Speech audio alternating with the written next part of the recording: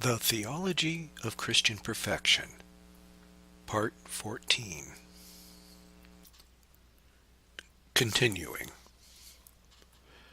Let us now investigate what the soul ought to do before, during, and after temptation.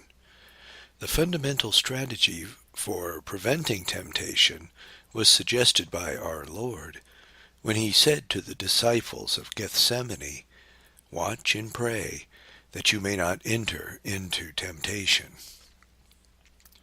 Matthew 26:41. This means that both vigilant and prayer are necessary before temptations arise. As regard vigilance, the devil never completely abdicates in his battle to win our soul. If sometimes he seems to leave us in peace and not tempt us, it is only to return to the attack when we least expect it. During the periods of calm, when we must be convinced that the battle will be resumed, and perhaps with greater intensity than before, therefore, it is necessary to keep an alert vigilance, lest we be taken by surprise. This vigilance is manifested in the avoidance of all occasions of sin, in trying to anticipate unexpected assaults, in the practice of self-control, especially those of the sense of sight and of the imagination, in the particular examine, in the frequent renewal of one's resolutions never to sin again, in avoiding sloth, the mother of vice. We are in the state of war with the devil, and we cannot abandon our post unless we wish to be overtaken during a moment of weakness and carelessness. But vigilance alone is not enough. To remain in the state of grace, and thereby to be victorious against all temptations, requires an efficacious grace from God, obtainable only through prayer. The most careful vigilance and the most earnest efforts would be totally inefficacious without the help of God's grace. But with his grace, victory is infallible. As we have said, efficacious grace does not fall under the merit of strict justice, and for that reason it is not owed to anyone, even to the greatest saints. But God had given us his word that he will infallibly grant us this grace if we ask for it with prayers that fulfills the necessary conditions. This should make it evident how important is the prayer of petition. With good reason does St. Alphonsus say in regard to the absolute necessity of the efficacious grace that it can be obtained only through prayer.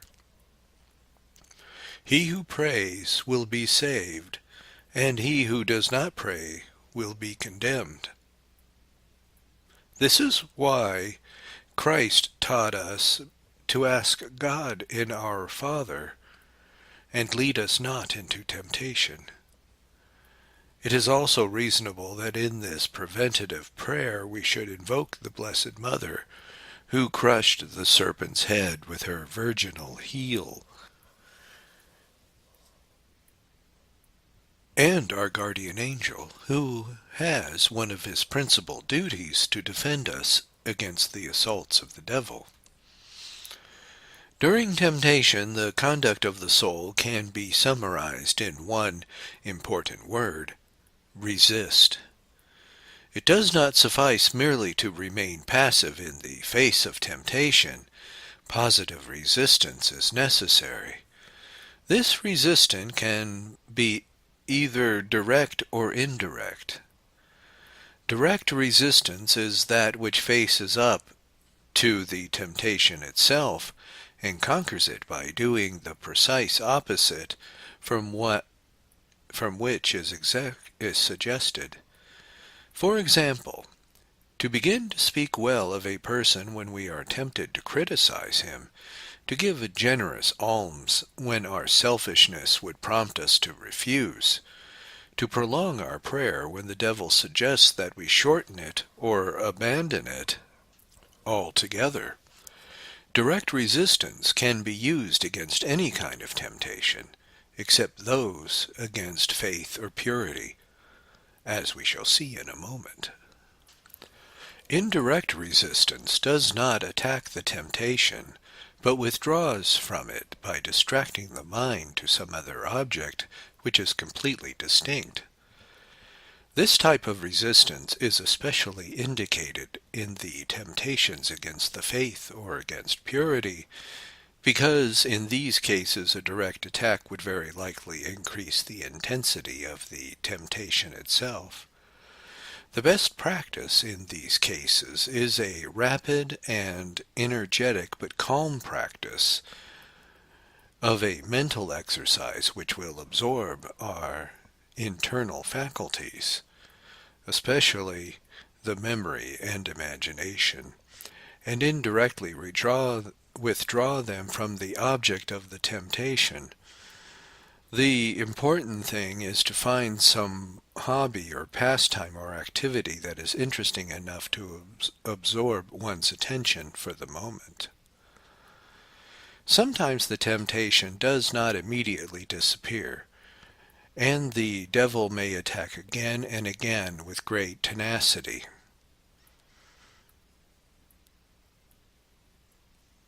One should not become discouraged at this. The insistence of the devil is one of the best proofs that the soul has not succumbed to the temptation. The soul should resist his attacks as often as is necessary, but always with great serenity and interior peace, being careful to avoid any kind of nervousness or disturbance. Every assault repulsed is a source of new merit before God and the greater strength of the soul. Far from becoming weakened, the soul gains new energies. Seeing that he is lost, the devil will finally leave the soul in peace, especially when he sees that he has not been able to disturb the interior peace of the soul, which sometimes is the only reason he caused the temptations in the first place. It is always advisable to manifest these things to one's spiritual director, especially if it is a question of the very tenacious temptations, or those which have occurred repeatedly. The Lord usually recompenses this act of humility and simplicity with new and powerful helps. For that reason, we should have the courage to manifest our conscience frankly and honestly, above all when we feel inclined to remain silent about these matters. One should never forget the teaching of the masters of the spiritual life. A temptation which is declared is already half conquered. When the temptation is over, one of three things has happened. The soul has been victorious, it has yielded to the temptation, or it remains in a state of doubt. If the soul has conquered and is sure of it, it has done so early with the help of God's grace. It should therefore give thanks and ask for a continuation of divine help on other occasions. This should be said very briefly and simply, as in the following short prayer: Thanks be to God. I owe all to Thee, and continue to aid me in all dangerous occasions, and have mercy on me. If the soul has fallen, and has no doubt about it, it should become disheartened. It should remember the infinite mercy of God and the lesson of the prodigal son, and then cast itself in all humility and repentance into the arms of the Father, asking him for forgiveness, and promising with his help never to sin again. If the fall has been serious, the soul should not be content with a simple act of contrition, but should approach the sacrament of confession and use this sad experience of sin to redouble its vigilance and to intensify its fervor in order not to sin again. If the soul remains in doubt as to whether or not it has given consent, it should not examine its conscience minutely and with scrupulosity, for this may possibly provoke the temptation anew and even increase the danger of falling. Sometimes it is better to let a certain period of time pass until the soul becomes more tranquil, and then examine one's conscience carefully as to whether or not sin has been committed. In any event, it is well to make an act of contrition and to make known to the confessor at the proper time the temptation that has been encountered, admitting one's guilt as it appears in the sight of God. What should be done, however, in the case of those persons who receive communion daily? May they continue to receive communion until the day of their weekly confession, even if they are in doubt as to whether they have consented to a temptation. It is impossible to give a categorical answer which will apply to all souls and to all possible circumstances. The confessor will have to make a judgment by taking into account the temperament and habitual dispositions of the penitent, and then apply the moral principle which governs the particular case. For example, if the habitual attitude of a soul is to die rather than to sin, and at the same time the soul has a tendency to scrupulosity, the confessor should advise the penitent to continue daily communion, to ignore the doubts, and to make another act of contrition for any guilt that could have been incurred. If, on the other hand, it is a question of a soul which is accustomed to fall readily into mortal sin, of a lax conscience, which is in no wise scrupulous, the presumption is against the soul, and it is possible that the soul has consented to the temptation. This soul should not be permitted to continue to receive communion without sacramental absolution. In either case, the penitent should obey with all humility the advice of the confessor or spiritual director, without any contradiction or discussion, be greater or less intensity. But the fact of temptation remains throughout the whole of the spiritual life. Even our Lord consented to be tempted in order to teach us how to conquer the enemy. But sometimes the devil is not content with simple temptation. At times, with God's permission, he focuses all his infernal power on advanced souls who are scarcely impressed by ordinary temptations. He does this by means of obsession and sometimes by corporal possession of his victim. The basic difference between these two forms of diabolical influence is that obsession is a diabolical action which is intrinsic to the person who suffers it, while possession signifies that the devil has actually entered the body of the victim and governs it from within, as one would drive a machine. Obsession occurs whenever the devil torments a person from without, and in a manner that is so intense, sensible, and unequivocal that there can be no doubt that his presence and his action. In simple temptation, the diabolical action is not so evident, absolutely speaking. It could be due to other causes. But in true and authentic obsession, the presence and activity of Satan is so clear and unequivocal that neither the soul nor the director can have the least doubt of it.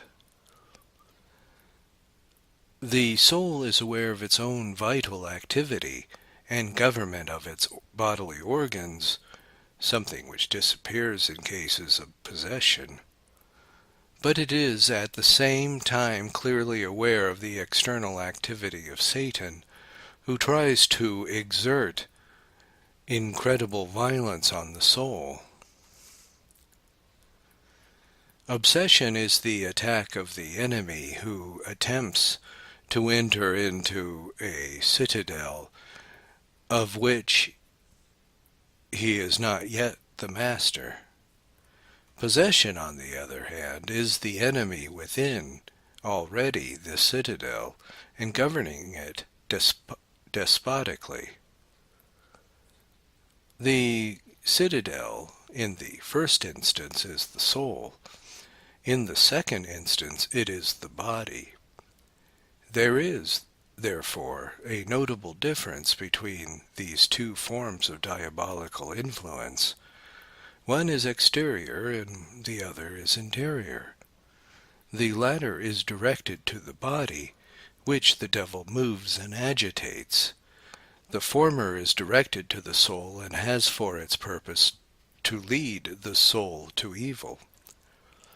Therefore, obsession is more to be feared than possession, because the enslavement of the body is infinitely less fearful than that of the soul. Obsession can either be internal or external. The first affects the interior faculties, especially the imagination. The second affects the external senses in various manners and degrees. Rarely does it happen that there is only an external obsession, since the intention of the devil is to disturb the peace of the soul through the senses. Nevertheless, there are cases in the lives of the saints which the most furious external obsessions were unable to destroy the peace of their soul. Internal obsession is distinct from ordinary temptations only by the reason of its violence and duration. Although it is difficult to determine exactly where simple temptation ends and true obsession begins, nevertheless, when the disturbance of the soul is so profound and the tendency to evil so violent that the only possible explanation lies in some external force, even when there is nothing evident externally. It is certainly a case of diabolical obsession. This internal obsession can take many forms. Sometimes it is manifested in a fixed idea which absorbs the intellectual energies of the soul. At other times it is by means of such vivid images and representations that the subject feels that he is dealing with the most expressive realities. Again, it may refer to one's duty and obligations, towards which one feels an almost insuperable repugnance, or it may be manifested by the inclination and vehement desire for something which one is obliged to avoid. This seizure of the interior almost had repercussions in the emotional life because of the intimate relation between the emotions and the cognitive functions. The soul, even in spite of itself, finds itself filled with obsessive images which arouse doubt, resentment, anger, antipathic, hatred, despair, or dangerous tenderness, and an inclination to sensuality. The best remedy against these assaults is prayer, accompanied by true humility, self-disdain, confidence in God, the protection of Mary, the use of the sacramentals and obedience to one's director, from whom none of these things should be hidden. External obsession is usually more spectacular, but in reality it is less dangerous than internal obsession, although the two normally occur together. External obsession can affect in any of these senses. There are numerous examples of this in the life of the saints. The eye is filled with diabolical apparitions. Sometimes they are very pleasant, as when Satan transforms himself into an angel of light to deceive the soul and fill it with sentiments of vanity, self-complacence, etc.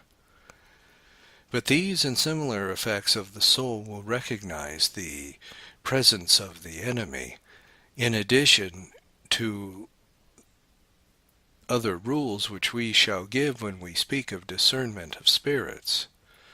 At other times, Satan may appear in horrible and frightening forms in order to terrify the servants of God, and to withdraw from them the practice of virtue, as one can discover in their lives of the Cure of Ars, Saint Gemma Galgani, and many others. The devil may present himself in a voluptuous form in order to lead souls to evil, as happened with Saint Hilary, Saint Anthony, Saint Catherine of Siena, Sister Saint Rose of Lima, and Saint Alphonsus Rodriguez. Other senses besides sight are likewise affected.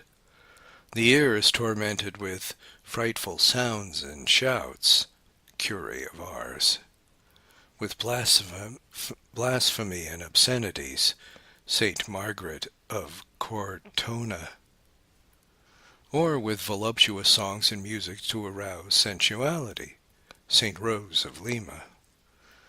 The sense of smell sometimes perceives the most pleasant odors or an unbearable stench.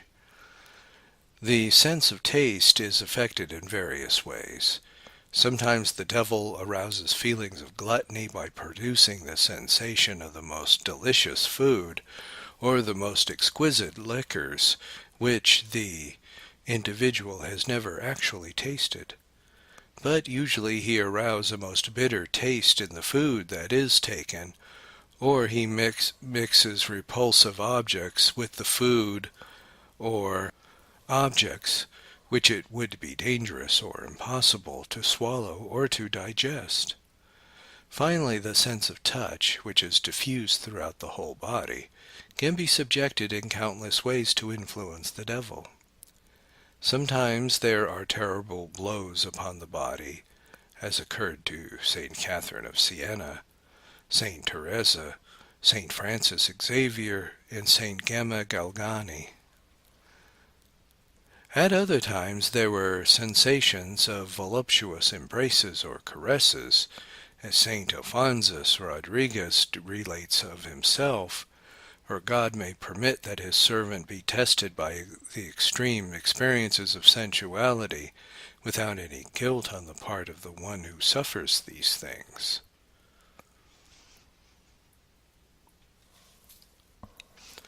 Obsession may be due to any of the following causes.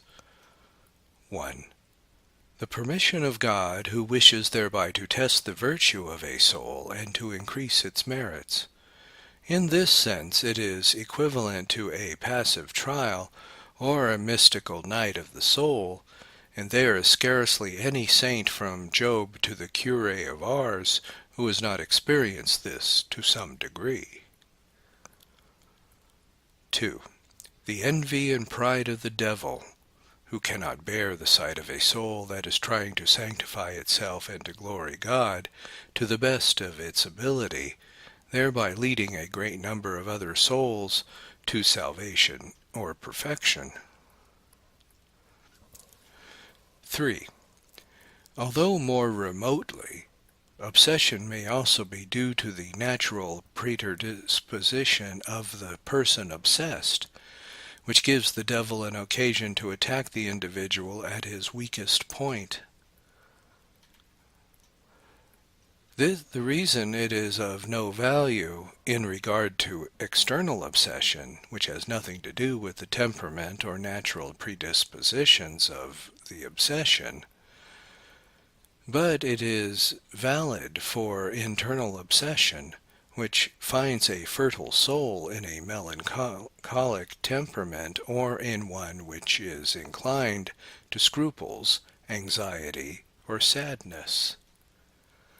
Nevertheless, however violent the obsession, it never deprives the subject of his liberty, and with the grace of God he can always overcome it and even derive benefit from it. It is only for this reason that God permits it. One needs much discretion and perspicacity to distinguish true obsession from the various kinds of nervous illness and mental imbalance which are very similar to it. It would be foolish and even heretical to deny absolutely the reality of diabolical action in the world, especially since it is expressly mentioned in the source of revelation and has been proved countless times by the experiences of many saints. In modern times there has been a tendency to exaggerate the purely natural causes of all phenomenon, and with good reason one could lament that perhaps the most alarming victory of the devil is that he has succeeded in destroying the belief in his terrible power. There can be no doubt that many apparently diabolical phenomena are due to natural causes, and it is a fundamental principle advocated by the Church, one that may not attribute to the supernatural or preternatural order anything that can be probably explained by purely natural causes. The director will proceed prudently if he observes the following rules. 1. Obsession usually occurs only in souls that are far advanced in virtue.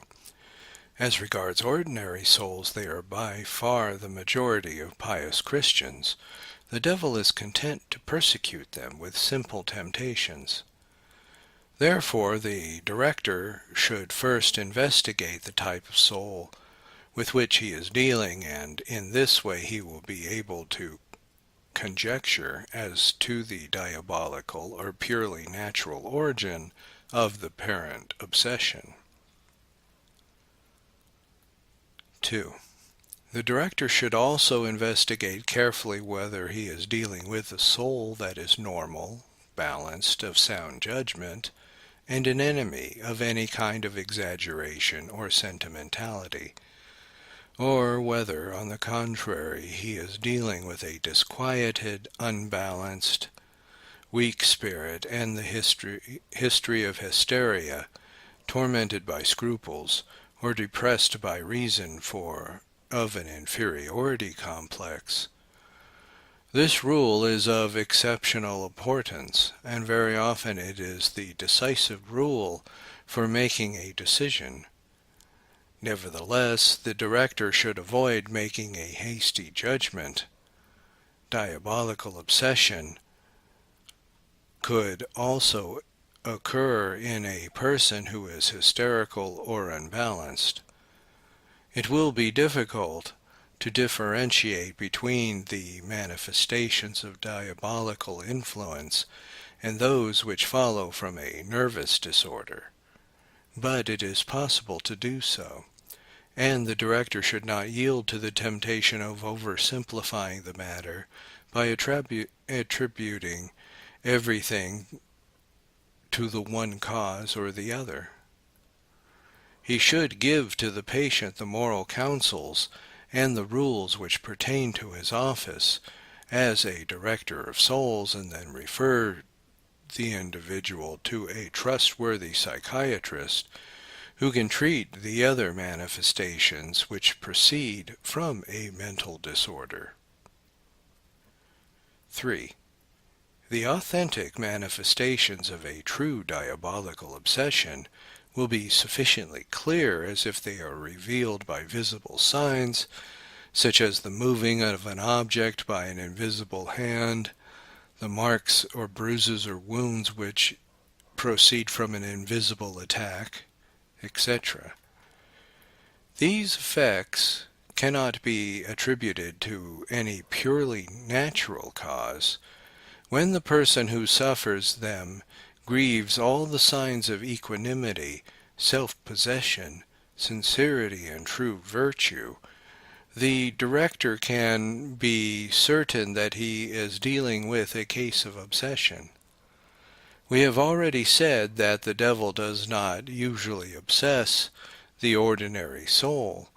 Nevertheless, God sometimes permits the diabolical obsession in these souls, or even in hardened sinners, as a salutary expiation for their sins, or to give them a vivid idea of the horrors of hell, and the necessity of abandoning sin to be freed from the slavery of the devil. But ordinarily only souls of advanced virtue suffer the obsessive attacks of the devil. Once it has been proved that one is dealing with a case of diabolical obsession, the director should proceed with the greatest possible patience and tenderness. The tormented soul needs the assistance and advice of someone to whom it can give its complete confidence, and who will, in turn, speak to the soul in the name of God. The director's principal concern should be to encourage the soul and to praise its spirits. We will make the soul understand that all the attacks of hell are futile, as long as the soul places all its confidence in God and does not lose its interior serenity. He will speak of the foolishness and impudence of the devil, who will do nothing by these attacks except increase the merits of the soul. He has reminded the soul that God is with it and will help it conquer. For if God is for us, who is against us? Romans 8:31. Also at the side of the suffering soul is Mary, our tender mother, as well as the guardian angel whose power is greater than that of the devil. He will advise the soul never to lose its tranquility, to hold the devil in utter disdain, to fortify himself with the sign of the cross and with other sacramentals, especially holy water, which has great efficacy against the attacks of the devil. Above all, he will warn the soul never to do anything that the devil suggests, even if it appears good and reasonable. He will demand a detailed account of everything that happens, and will never permit the soul to conceal anything, however difficult and painful it may be to reveal it. Finally, he will try to make the soul understand that God frequently uses the devil as an instrument for purifying the soul, and that the best way of cooperating with the divine plan is to abandon oneself entirely to God's holy will and remain in a state of humbled submission, ready to accept anything that God may decree, and to ask only the grace of never yielding to the violence of the temptations, but to be faithful unto death. 5. In more serious and persistent cases, the director will use the exorcisms prescribed in the Roman ritual or other formulas approved by the Church, but he will always do this in private, even without advising the penitent that he is going to exorcise him, especially if he fears that this knowledge would cause a great disturbance to the soul. For a solemn exorcism it is necessary to obtain express permission from the local ordinary, and to use the prescribed precautions. This strange soul, which appears to be mine, is transfixed with despair as with so many arrows, while another soul, filled with confidence, disdains those impressions and curses, with all its liberty, him who causes them. I realize that the cries that came forth from my mouth proceeded equally from those two souls, and it is impossible for me to say whether it is happiness or fury that causes them. The trembling both invades me when the Eucharist approaches me, seems to come from the horror which its proximity arouses in me, and from a respect filled with tenderness, although I cannot say which of these two sentiments predominates. If, at the instigation of those two souls, I wish to make the sign of the cross over my mouth, the other soul forcefully restrains my arm and makes me take the finger between my teeth and bite it in a kind of fury. During these seizures my consolation is prayer, and I have recourse to it while my body rolls around on the floor and the ministers of the church speak to me as to a devil and pronounce curses over me. I cannot tell you how happy I feel at being a devil of this kind, not because of any rebellion against God, but because the punishment which reveals to me the state to which sin has reduced me, and while I apply to myself the maledictions which are pronounced, my soul can lose itself in its own nothingness. When the other possessed persons see me in this state, they must see how they triumph and can say, "Doctor, heal thyself. Now ascend to the pulpit, and it will be beautiful to hear you preach after you have rolled so on the ground." My state is such that there remains very few actions in which I am free. If I wish to speak, my tongue rebels. During the Mass I find myself constrained to stop suddenly. At table I cannot bring the food to my mouth. If I go to confession, I forget my sins, and I know that the devil is within me as in his house, coming and going as it pleases him. If I wake up, there he is waiting for me.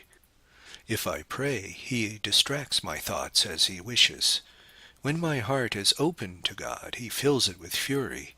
If I wish to keep a vigil, I sleep, and he takes glory through the mouths of other possessed persons, the fact that he is my master, which I cannot actually deny.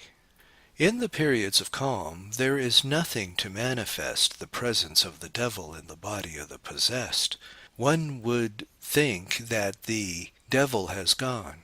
Nevertheless, his presence is often manifested by some strange chronic illness, which exceeds the categories of pathological disorders known to medical science, and resists every form of therapeutic remedy.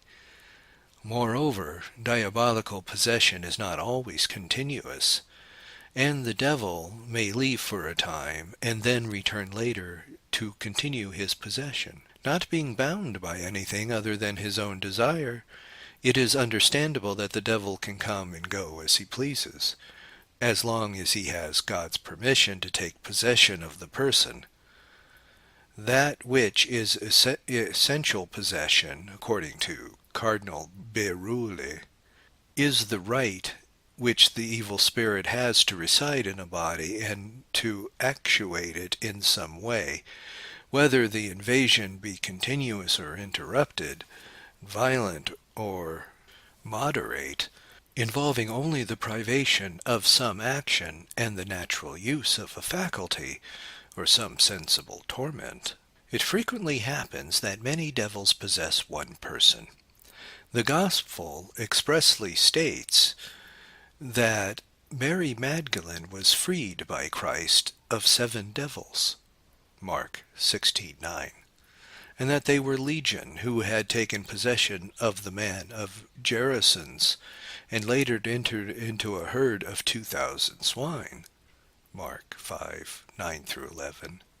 These examples from Gospel has been multiplied during the course of history. Lest we expose ourselves to the derision of the incredulous, it is necessary to be extremely cautious and prudent in making any pronouncements concerning the authenticity of a diabolical possession.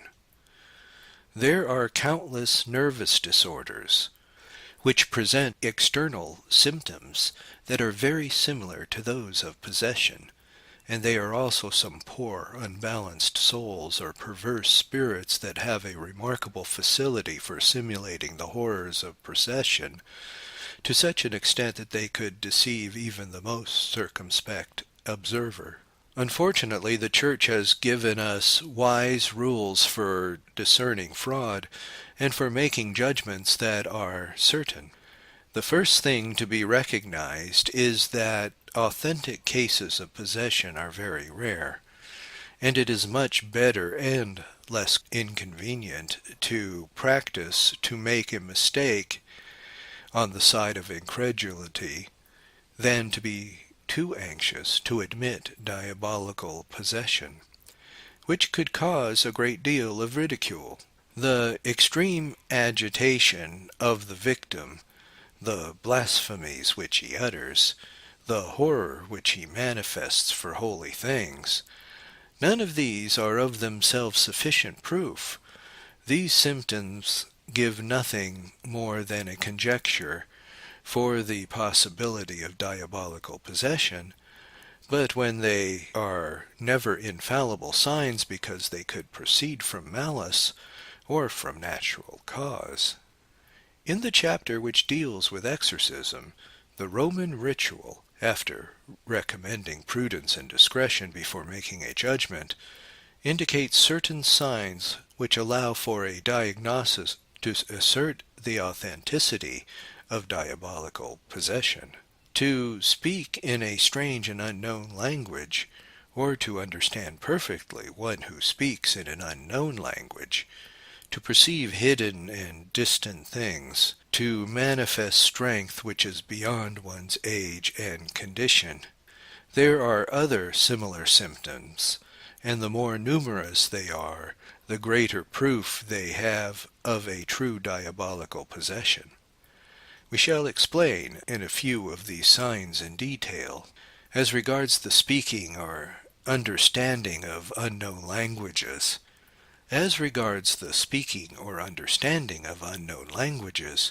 one must be cautious in evaluating this symptom.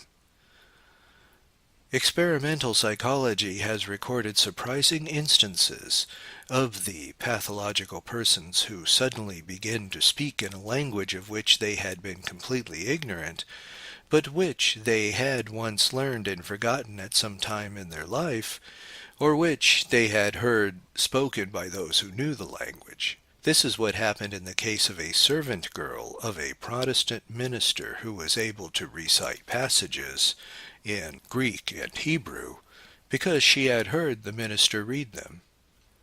If this symptom is to be decisive proof of diabolical possession, it is necessary that one investigate and verify the absolute lack of any contact with that language, and also presence of indubitable signs of possession, such as the spirit of blasphemy, the instinctive and unconscious horror of holy things, etc.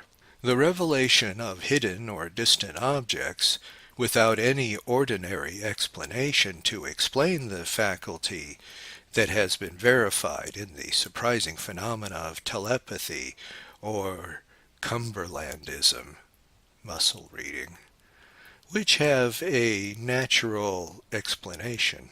On the other hand, future contingents and the secrets of hearts escape angelic knowledge, although angels could possibly have a conjecture knowledge of such matters. One must also take into account the possibility of a purely fortuitous divination. Consequently, in order for this symptom to give true certitude, it must be very ample and varied and accompanied by other signs of possession.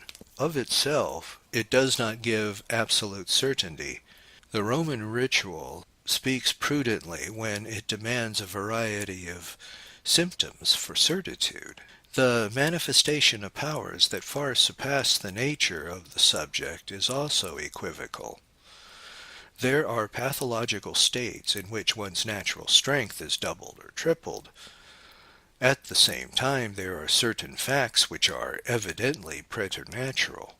To fly through the air at a great height, and for some distance as if one had wings, to remain suspended in the air for a long time without visible means of support, to walk on a ceiling with the head downward like a fly, to lift with great ease heavy weights which several men could not be able to move, etc. If any one of these manifestations is present together with the clear signs of possession, one may prudently decide that he is dealing with a case of diabolical action. We may say that, in passing, as regards the horror of holy objects, such as holy water or the relics of saints, if it is to be considered an evident sign of diabolical possession, it is absolutely necessary that this horror be truly instinctuous and unconscious. That is, that the patient react in this way without knowing that he is subject to this type of reaction, and that he does not have this experience when confronted with an object that is not holy or sacred. As to the manner in which diabolical possession begins, it admits of great variety. Sometimes it is sudden and coincides with the cause that produces it, but usually a previous manifestation is given in the form of diabolical obsession. Before entering and taking up his dwelling, the devil actually acts upon a person from without, just as enemies will besiege a citadel before he enters it. God permits these external manifestations to give warning of the interior invasion, of which they are the prelude, and to arouse a more profound horror of this diabolical influence. Possession is always regulated by divine permission. If the evil spirits could possess human beings at their own good pleasure, the whole human race would be their victims. But God constrains the devils, and they can exert their violence only in the measure on that occasion which God permits. It is difficult in practice to specify the precise point of departure and the final purpose of a determined case of possession. In many instances it is a secret which God reserves to himself. Nevertheless, we can point out certain principal causes which are verified in cases of diabolical possession. 1. However strange it may seem, there have been instances in which possession occurred at the request of the victim. Sulpicius Severus recounts that a holy man who was possessed of marvelous power over the devils was once tempted by vainglory, as a result of which he asked God to deliver him from the power of the devil and let him experience what had been suffered by the victims that he had cured. Immediately the devil took possession of him, and caused him to suffer all the violence of diabolical possession for a period of 5 months. At the end of this time, the man was liberated, not only from the power of the devil, but from every feeling of vanity. On other occasions, the petition was made with good intentions, especially by pious women under the pretext of suffering for Christ. This petition is most imprudent, of course, nor does it avail to cite the example of some of the saints, who are more to be admired than imitated, for it presupposes a special inspiration from God it would be temerarious to presume. At other times the petition has been directed to the devil himself, in order to establish a kind of pact or agreement with him in exchange for some temporal advantage. The unfortunate ones who dare to do this voluntarily give themselves to the devil, and as just punishment from God, there will be most difficult to liberate them. 2. The most frequent cause of possession is punishment for sin. God does not usually permit so great an evil except as punishment and as a means to inspire a great hatred of sin. The punishment of diabolical possession seems to have a special efficacy in regard to certain sins. Thury, who is a specialist on this matter, points out the following sins as especially deserving of punishment by diabolical possession: infidelity and apostasy, the abuse of the Blessed Sacrament, blasphemy, pride, excesses of lust, envy and avarice, persecution of the servants of God, impiety of children towards their parents, violent anger, contempt of God and holy things, curses and pacts whereby one gives oneself to the devil. In general, horrible crimes predispose to this terrifying slavery in which the body of a man becomes the dwelling place of the devil. History offers examples of this type of punishment which gives sinner a foretaste of hell. 3. Although it is not very frequent, there have been cases in the lives of the saints which diabolical possession was permitted by God for the purification of a holy soul. The most notable case is that of Father Surin. When God abandons the body of one of his servants to the cruelty of the devil, it is to sanctify the soul which loves God and wishes to serve him with all its power. This terrifying trial has a marvelous efficacy for inspiring a horror of the devil, a fear of God's judgment, humility, and the spirit of prayer. God sustains these faithful servants when they find themselves subjected to such violent attacks of the devil. This possession is also useful for one's neighbor. The sight of a creature who suffers the most atrocious attacks enables one to understand, on the one hand, the hatred and fury of the devil against man, and, on the other hand, the merciful protection of God, as is evident in the case of Job. Another lesson, no less important, can be learned from diabolical possession. The horrible fury of the devil in his attacks upon the bodies of those possessed as a prelude to condemnation, and serves to remind us how worthy of compassion are the souls enslaved by sin, whereby placed in the vestibules of hell. As St. Augustine remarks, carnal men are more fearful of present evils than of future evils, and for that reason God wounds them at the present time in order to make them understand what will be the terrible punishments in eternity.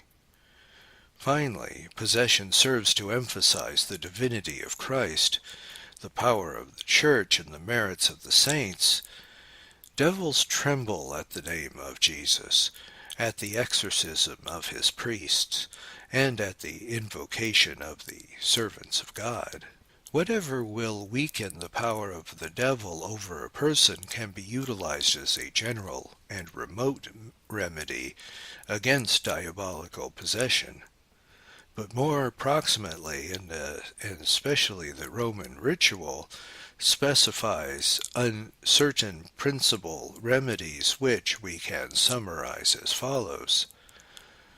Sacramental confession. Since the usual purpose of diabolical possession is punishment for sin, it is necessary above all to remove the cause of possession by a humble and sincere confession. It will have a special efficacy if it is a general confession of one's whole life, because of the humiliation and renewal of soul which it presupposes. Holy Communion. The Roman ritual recommends frequent communion under the direction and advice of a priest. One can readily see that the presence of Christ in the Eucharist will have a special efficacy for liberating the unfortunate victims from their slavery. Holy Communion however, should not be given to a possessed person, except in moments of calm, and one must also take great care to avoid any dangers of irreverence or profanation, as the ritual prescribes. Fasting and prayer. A certain type of devil cannot be cast out except through fasting and prayer. Matthew 17:20. Humble and persevering prayer, accompanied by fasting and mortification, obtain from heaven the grace of a cure. This particular remedy should never be omitted, even when all the others are used. The sacramentals. Objects blessed by the prayer of the Church have a special power against the devil.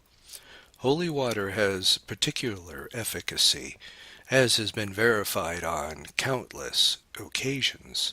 Saint Teresa was most faithful in the use of holy water, because she had witnessed its extraordinary power against the attack of the devil. The cross. The ritual prescribes that the exorcist should have a crucifix in his hand or before his eyes. It has been verified many times that the devil will flee merely at the sight of a crucifix. The sign of the cross has always been used by Christians as a safeguard against the devil, and the Church, who uses the sign of the cross for most of the blessings which she confers, makes special use of it in the rite of exorcism. It frequently happened in the lives of the saints that they cured possessed persons simply by tracing over them the sign of the cross.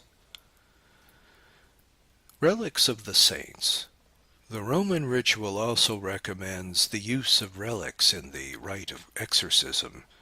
Contact with these holy relics is like heaping coals of fire upon the demons.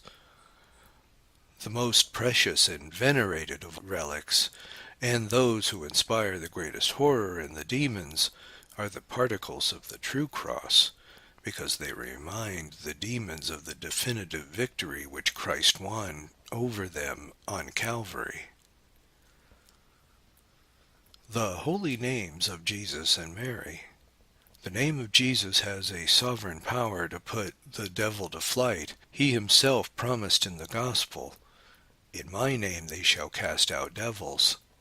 Mark 16:17. The apostles used the holy name in this respect. "I order thee in the name of Jesus Christ to go out of her," and it went out that very moment. Acts 16:18. The saints were accustomed to use their power over the devil by invoking the holy name and making the sign of the cross. The name of Mary is also terrifying to the devils. The example of its salutary efficacy are innumerable, and fully justify the practice of Christian piety, which sees in the invocation of the name of Mary a powerful remedy against the attacks of the devil.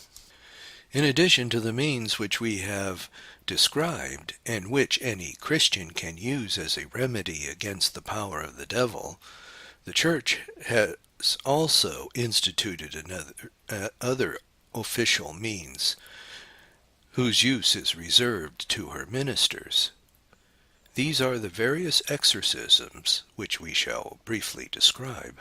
In virtue of the power over the devil which the Church receives from Christ, she instituted an order of exorcist, which is the third of the 4 minor orders.